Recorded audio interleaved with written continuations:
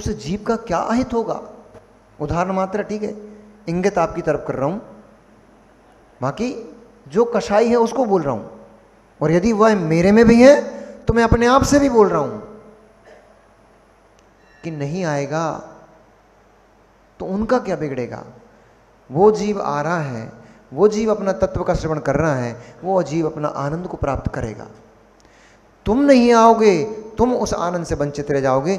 जो तुम्हें सुधरने के लिए एक मार्ग दिखा सकता था, जो तुम्हारी गलती को बता सकता था और उसको सुनकर के तुम रियलाइज कर सकते थे, महसूस कर सकते थे, हाँ यहां मेरी गलती है, अब तुम्हें वो सुनने को ही नहीं मिलेगी।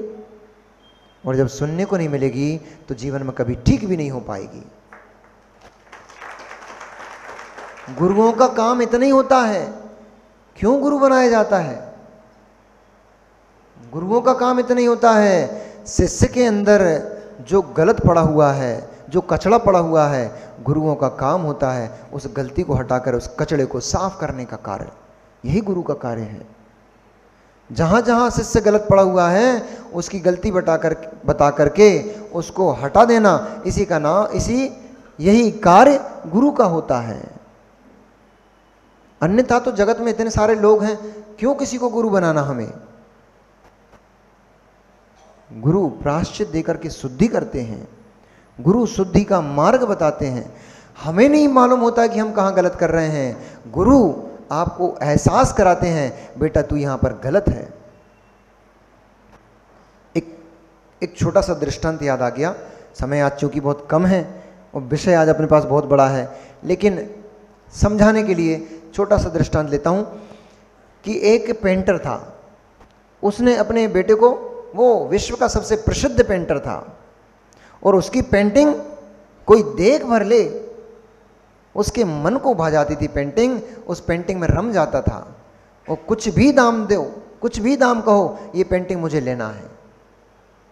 इतनी सुंदर पेंटिंग बनाता, जीवंत चित्र बनाता था। और वही कला उसने अपने पुत्र के अंदर सिखाई। पर पुत्र जब भी पेंटिंग बनाकर लाता था, वो पिता उसमें कुछ ना कुछ कमी निकाल के बता देता था, बेटा अभी तुझे ये सुधार की आवश्यकता है। उसका एक मित्र और भी था बेटे का, वो भी पेंटर था, वो भी पेंटिंग्स बनाता था।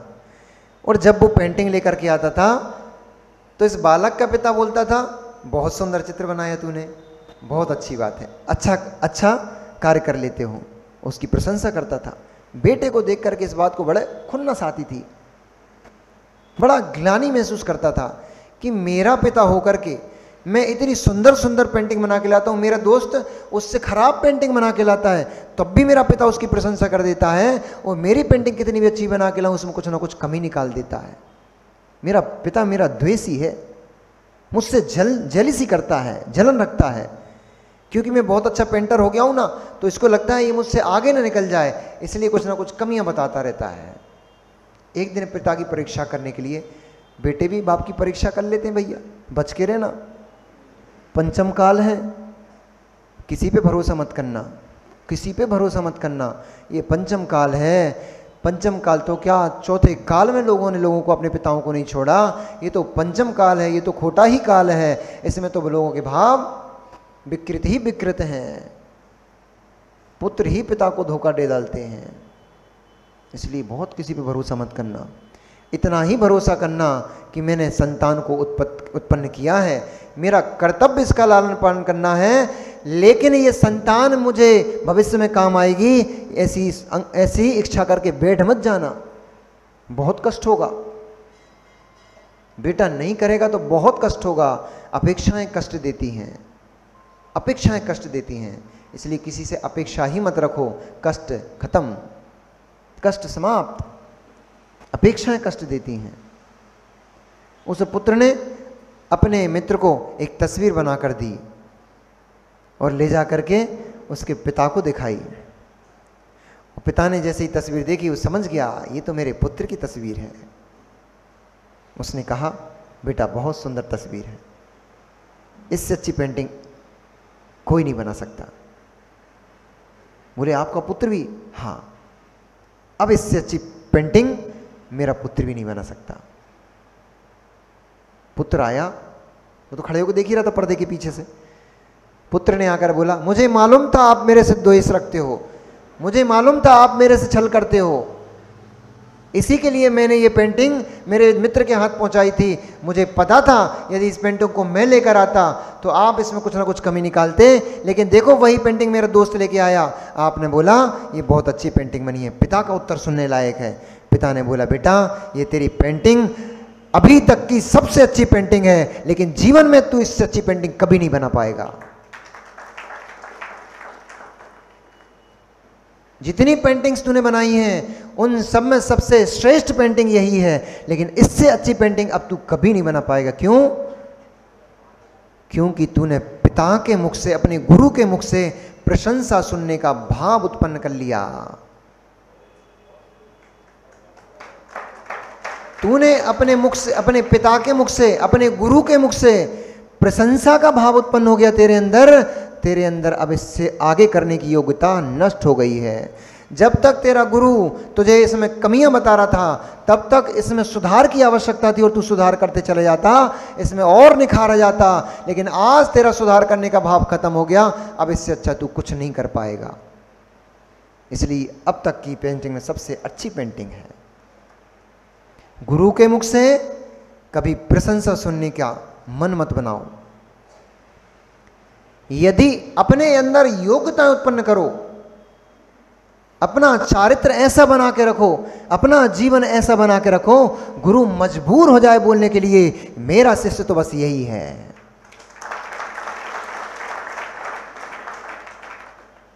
अपने अंदर योग्यता उत्पन्न करो। दिखावे का जीवन व्यर्थ का है। दिखावे के जीवन से कभी यश नहीं मिलेगा। इसलिए जो मिला है उसको बढ़ाने का प्रयास करना चाहिए, ना कि उसको नष्ट करने का प्रयास करना चाहिए। रत्नश्रवा बेचारा लंकापुरी छिन जाने से बहुत दुखी और मन में हमेशा खेद खिन्ने रहता था कि जिस लंका का स्वामी मैं था उस लंका पर कोई और राज कर रहा है।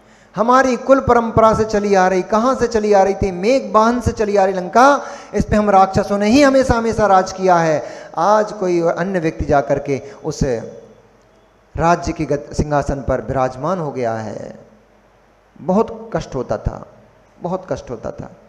अपनी प्रिय वस्तु छिन जाए, अपनी प्रिय वस्तु छिन जाए, बहुत कष्ट होता है। इसलिए पहली बात तो किसी वस्तु में अपना राग लगाओ मत, और लग भी जाए और वस्तु छिन जाए तो बिल्खो मत, तुरंत भेद विज्ञान प्रकट कर लो, ये तो नष्ट होने वाली वस्तु है, इसलिए नष्ट हो गई, तो संतोष होगा, क्लेश नहीं होगा। वह रत्नश्रवा निरंतर निरंतर उस लंका को प्राप्त करने की उत्कंठा में निरंतर जीता रहता था। अपने उसने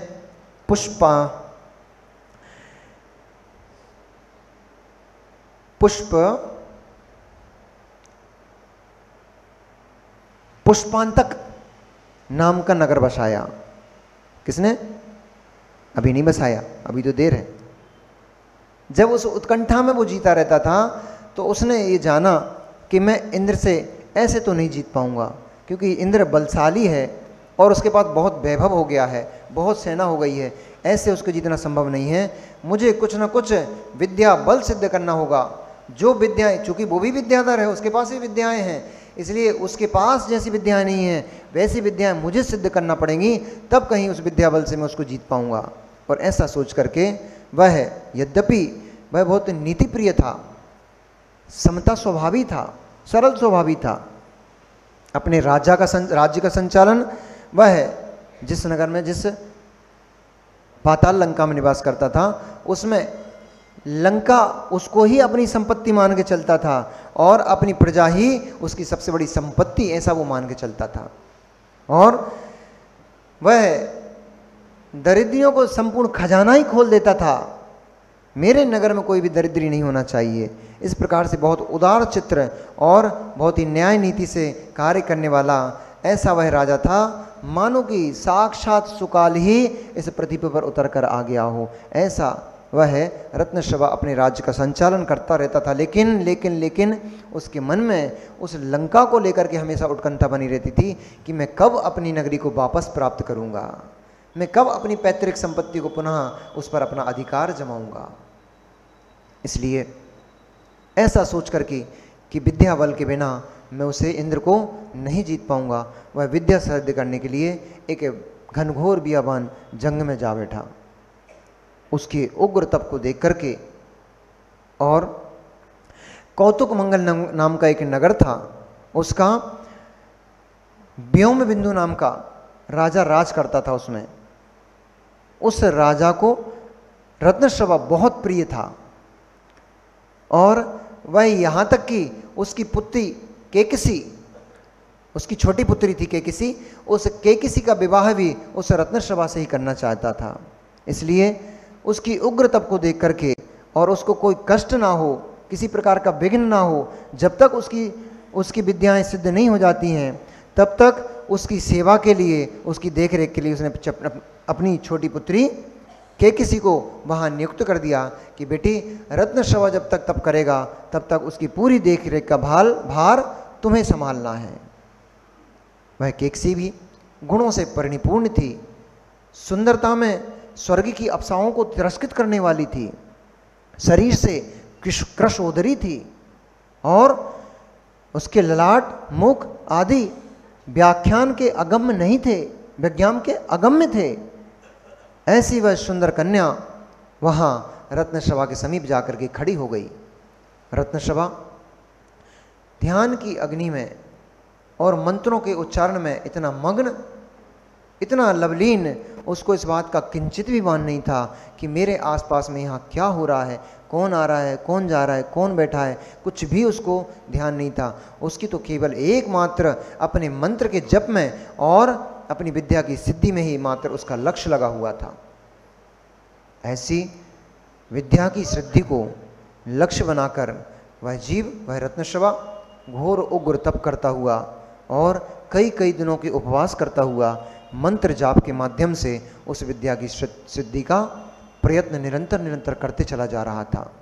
ध्यान जैसे जैसे एकाग्र होता चला गया, मंत्र की जाप जैसे जैसे बढ़ती चली गई, वैसे वैसे विद्याएं अपने आप उनके आसन कंपित होने लग गए, अपने आप विद्याएं उससे मिलने के लिए आतुर होने लग गईं, और आकर के जैसे ही मंत्र पूर्ण हुए भी नहीं थे, जाप पूर्ण नहीं हो पाया था, उससे पहले ही उसकी एकाग्रता और उसकी ध्यान की तीव्रता ने उन विद्याओं को ला करके सामने खड़ा कर दिया। और जैसे ही विद्याओं ने आकर के नमस्कार किया, वैसे ही रत्नश्रवा तुरंत अपनी आंखों को खोला, और जैसे ही आंखों को खोला सर्वप्रथम उसने किसको देखा?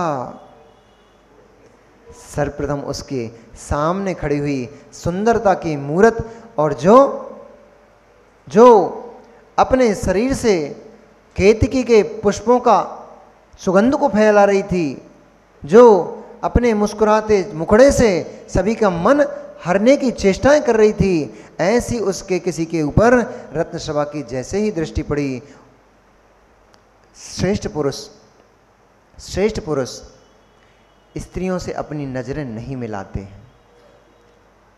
श्रेष्ठ स्त्रियां पुरुषों से अपनी नजरें नहीं मिलाती हैं। कुलवंती कन्याएं अपनी आंखें निम्न करके जीती हैं, और उनकी निम्न आंखें ही आकर्षण का केंद्र होती हैं। आप आंखें फाड़ फाड़ करके देखोगे, कन्याएं पर पुरुषों को यदि आंखें फाड़ फाड़ करके देखेंगी, पुरुष तुरंत समझ जाएगा, पुरुष तुरंत समझ जाएगा ये कन्या शीलवंती कन्या नहीं है, इसके लान लक्षण ठीक नहीं है। क्योंकि पुरुष को देखने में इसको लज्जा महसूस नहीं हो रही है, इसका मतलब लज्जा विहीन है। इसलिए जैसे ही उस केसकी के ऊपर रत्नश्रवा की दृष्टि पड़ी, तुरंत केसकी ने अपनी नजरों को निम्न कर लिया, अपनी आंखों को झुका लिया, और निम्न आंखों से युक्त केसकी रत्नश्रवा के हृदय में अब तो स्थान कर गई। क्योंकि निम्न आंखें आकर्षित करती हैं। इसलिए वह केकसी उस रत्नश्रवा के हृदय में स्थान बना गई। तभी रत्नश्रवा ने अपने मुख को मुखरित करते हुए कहा, हे सौंदर्य की मूर्ति, हे पुष्पों की सुगंध को भी तिरस्कृत करने वाली पुण्य आत्मा देवी, क्या तुम स्वर्ग की अप्सरा हो अथवा किसी देव की देवांगना हो? और किस प्रयोजन से तुम इस घनघोर जंगल में, जहां मनुष्यों का आना संभव नहीं है, ऐसे घनघोर बियावान जंगल में आप अकेली क्या कर रही हो? किन सुंदर सुंदर शब्दों से आपका नाम होता है? ऐसे मीठे मीठे वचनों को सुन करके, अब मीठे वचनों में क्या बड़ी ताकत होती है। एक दिन और बताया था हमने, जब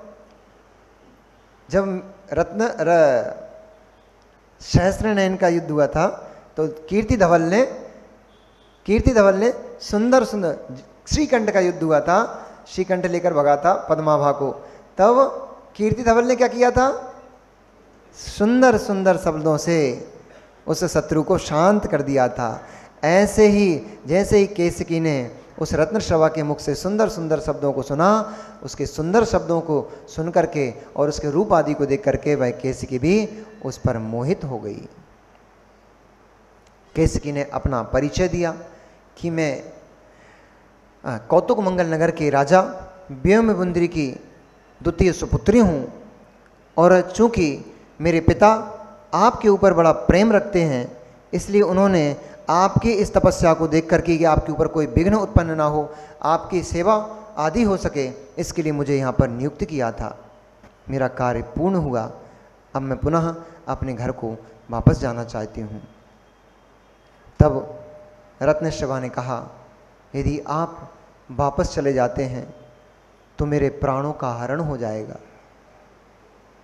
क्योंकि नजरें आप पर पड़ते ही मेरा हृदय आपके लिए समर्पित हो चुका है, और मैंने अपने हृदय में सिर्फ आपको एक स्थान दे दिया है, और यदि आप मुझे यूं छोड़कर चले जाते हैं तो मेरा हृदय घात हो जाएगा, इसलिए आपको एक पंचेंद्रिय जीव की हिंसा का पाप लगेगा, इसलिए यूं छोड़कर ना जाइए। अब केसकी का मन भी रत्नश्रवा में लग तो चुका ही था, इसलिए उन्होंने भी कहा कि जैसा आपने अपने हृदय में मुझे स्थान दिया है, ठीक उसी तरह है, चूँकि हमारे पिता तो चाहते भी थे कि हम दोनों का विवाह हो, और आपसे मिलकर के, आपको देख करके मेरा हृदय भी, मैंने भी अपने हृदय में आपको स्थान दिया है, मैंने भी आपको अपना वर स्वीकार कर लिया है मन ही मन, इसलिए